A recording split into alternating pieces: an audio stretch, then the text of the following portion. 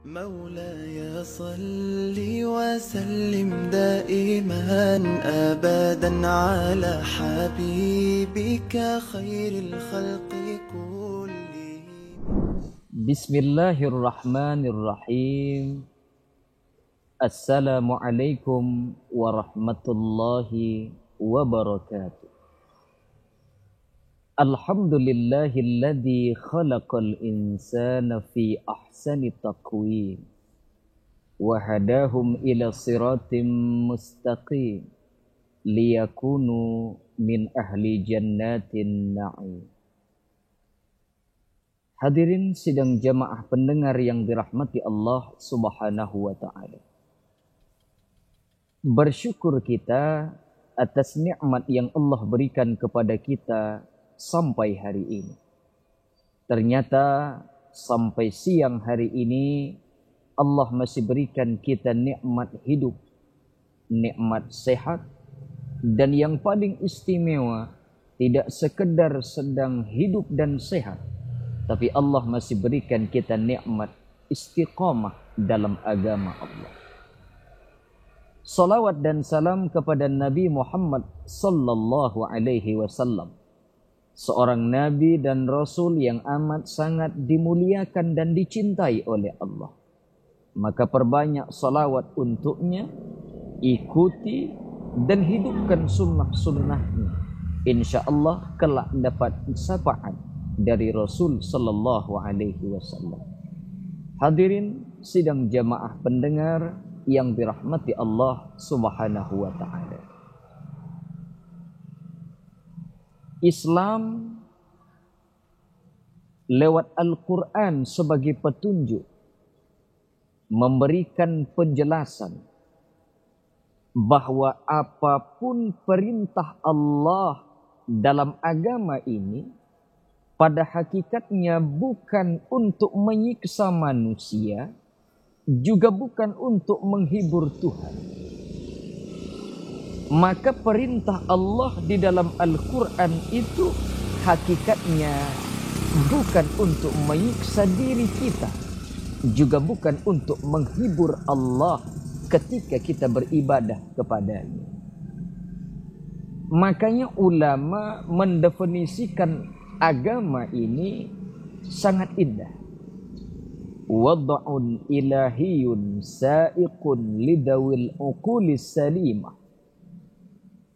Ad-din, agama ini adalah seperangkat alat yang ditujukan kepada manusia. Untuk apa? Agar mereka selamat dalam kehidupan sementara di dunia dan selamat di kehidupan yang kekal abadi akhirat. Hadirin sidang jamaah pendengar yang dirahmati Allah Subhanahu wa Ta'ala.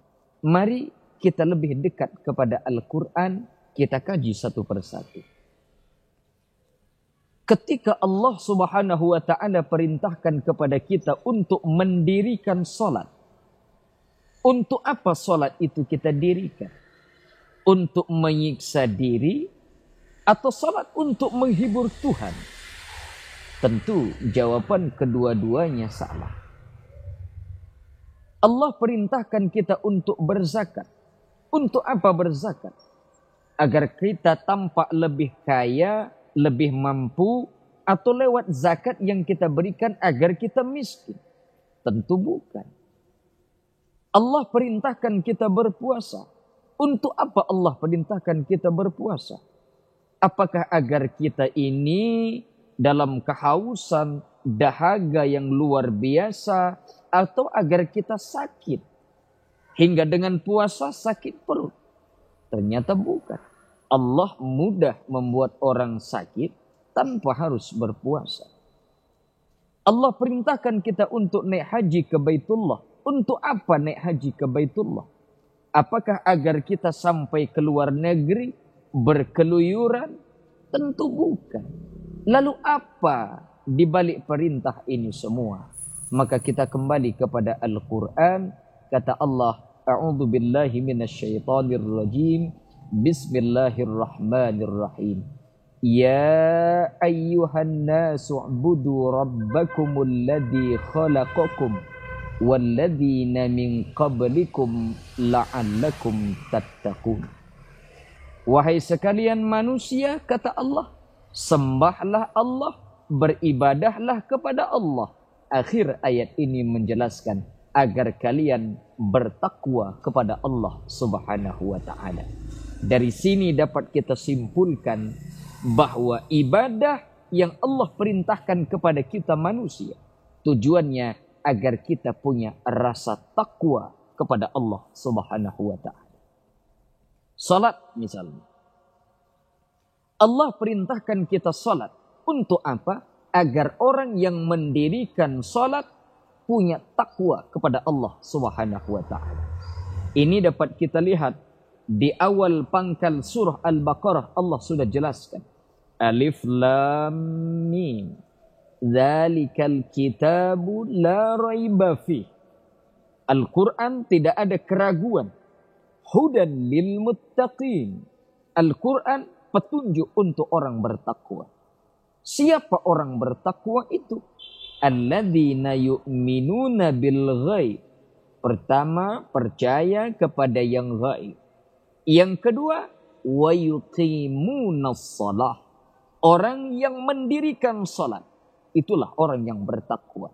Dari sini dapat kita simpulkan, salat yang kita dirikan dari takbir, ruku', i'tidal, sujud sampai dengan salam. Tujuannya agar orang yang salat punya takwa dalam diri. Lalu bagaimana dengan zakat? Maka ayat ini disambung, wa mimma razaqnahum yunfiqun. Berimpak, berzakat, berwakaf, berhibah. Untuk apa? Agar orang yang memberikan zakat punya rasa takwa dalam kehidupannya. Begitupun perintah ketiga tentang puasa. Tiap malam-malam Ramadan kita mendengarkan satu ayat yang disampaikan oleh tuan-tuan guru kita. Ya ayyuhalladzina amanu kutiba alaikumus siyam kama kutiba alal ladzina min qablikum la'allakum tattaqun. Wahai orang yang beriman, diwajibkan atas kalian berpuasa. Ujung ayat ini kembali menegaskan la'allakum tattaqun. Puasa yang kita laksanakan, menahan lapar, tujuannya apa? Agar orang berpuasa mempunyai takwa kepada Allah Subhanahu wa taala. Puncak dari ibadah disebut dengan haji karena dia rukun terakhir. Untuk apa naik haji ke Baitullah? Maka Allah jawab dalam Al-Quran, Al-Hajju ashhurum ma'lumat. Ayat ini sedikit panjang, tapi di ujung ayat ini berpesan, wa tazawwadu, berbekallah, kata Allah, fa inna khaira zadit taqwa. Karena perbekalan paling dahsyat di hadapan Allah adalah bekal takwa. Dari sini dapat kita pahami ibadah haji yang penantiannya begitu lama, yang jarak tempuhnya begitu jauh, yang biayanya mahal, yang pelaksanaannya berat, ternyata tujuannya adalah takwa kepada Allah Subhanahu wa taala. Hadirin sidang jamaah pendengar yang dirahmati Allah. Kalau seluruh ibadah ini tujuan akhirnya adalah takwa, lalu apa manfaat takwa itu untuk diri kita? Maka coba kita lihat satu persatu. Pertama, kalau hari ini orang berebut tentang pakaian, di mana pakaian itu kalau dikenakan, kalau dipakai akan tampak lebih terhormat, lebih layak, lebih baik. Tapi ingat kata Allah, walibasut taqwa dzalika khair. Pakaian takwa itu pakaian terbaik di hadapan Allah Subhanahu wa taala. Kalau hari ini orang berebut kemuliaan, orang akan berebut sesuatu agar dia dianggap mulia dan dimuliakan orang. Tapi di hadapan Allah yang paling mulia itu adalah orang yang punya rasa takwa dalam hatinya. Inna akramakum indallahi atqakum. Yang paling mulia di hadapan Allah adalah yang paling tajam rasa takwanya kepada Allah. Hari ini banyak orang berbekal, mencari perbekalan kehidupan dunia. Pergi pagi, pulang sore. Ada yang pergi malam, pulang malam. Ada yang keluar mencari rizki, sampai-sampai sikut kanan, sikut kiri, tanduk ke depan, sipak ke belakang. Demi mendapatkan rizki, demi mengais pemberian oleh Allah Subhanahu wa ta'ala. Tapi ingat kata Allah, perbekalan yang paling dahsyat adalah bekal takwa. Wa tazawwadu, berbekallah kata Allah. Fa inna khairaz zadi taqwa, karena perbekalan terbaik itu adalah bekal takwa. Kalau hari ini banyak orang yang mencari keselamatan, ingin selamat hidupnya di dunia, ingin selamat di akhirat, maka salah satu potensi mendapatkan keselamatan itu, manusia harus punya takwa di hadapan Allah. Kalau ingin selamat di dunia, ketika ada masalah, kita sering sharing dengan sahabat, sanak saudara, handai taulah. Tapi kalau kita punya sifat takwa, apapun permasalahan dalam hidup kita, agar lekas diberikan Allah solusi dalam setiap masalah kita. Ini yang disebutkan Allah dalam Al-Quran. Wa may yattaqillaha yaj'al lahu makhraja. Siapa yang punya rasa takwa dalam dirinya, ketika dia punya permasalahan, kesulitan hidupnya, Allah lekas berikan jalan keluar kehidupannya. Wa yarzuqhu min haitsu la yahtasib. Dan Allah berikan rezeki yang tidak disangka-sangka. Setiap kita sangat ingin masuk ke dalam surga. Impian dan dambaan muslim sejati, mereka akan sampai ke dalam surga Allah. Salah satu jaminan agar sampai ke dalam surga Allah, intinya adalah takwa kepada Allah Subhanahu wa ta'ala. Ini yang disebut Allah di dalam Al-Quran, bahwa orang-orang yang bertakwa inda rabbihim jannatin na'im. Orang bertakwa kepada Allah, Allah sediakan surga yang penuh kenikmatan. Kalau ingin dijauhkan Allah dari azab neraka, kuncinya adalah takwa.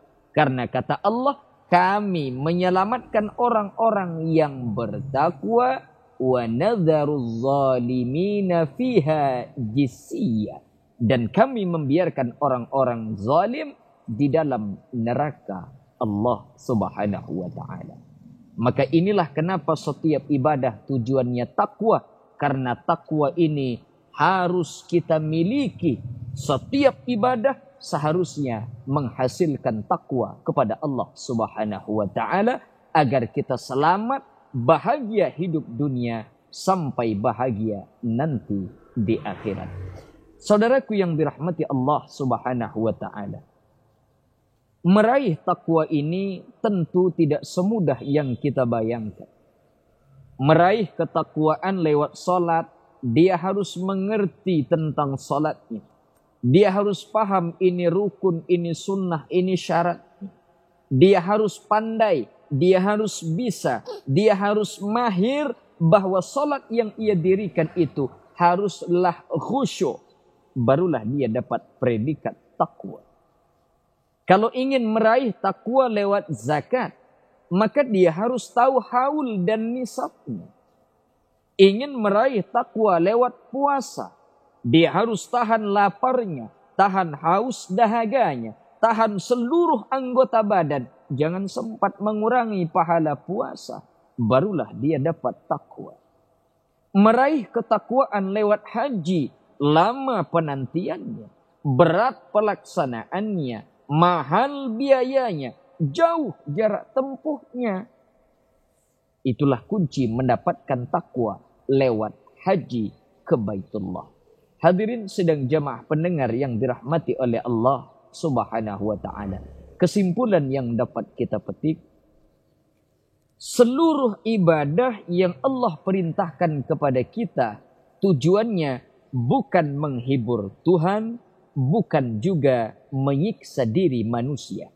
Tapi tujuan seluruh ibadah itu agar kita manusia yang beribadah kepada Allah punya rasa. Rasa itu disebut takwa kepada Allah Subhanahu wa ta'ala. Takut kepada Allah Subhanahu wa ta'ala. Maka ukurlah diri kita sampai dengan hari ini. Kita yang sudah salat, kita yang sudah zakat, kita yang sudah puasa, kita yang sudah haji. Ukur diri kita, apakah salat yang kita dirikan, zakat yang kita tunaikan, Ramadan puasa yang kita kerjakan, haji yang sudah kita kerjakan, sudahkah menambah rasa takut kita kepada Allah Subhanahu wa ta'ala? Kalau sudah, berarti benar pengamalan ibadah itu. Tapi kalau salat yang kita dirikan, zakat kita, puasa kita, haji kita belum menumbuhkan rasa takut kita kepada Allah, gali terus ilmu pengetahuan. Karena kalau ilmu sudah benar, maka amal ibadah orang akan benar. Kalau ilmu seseorang benar, ibadahnya akan benar. Kalau ibadah ini benar, rasa yang ditumbuhkan pun akan benar. Apa rasa itu? Takwa kepada Allah Subhanahu wa ta'ala. Mudah-mudahan kita semua bertakwa kepada Allah. Setiap ibadah Allah perintahkan mampu kita raih sehingga kita mendapatkan predikat takwa di hadapan Allah Subhanahu wa ta'ala. Assalamualaikum warahmatullahi wabarakatuh. مولاي صل وسلم دائما أبدا على حبيبك خير الخلق كلهم.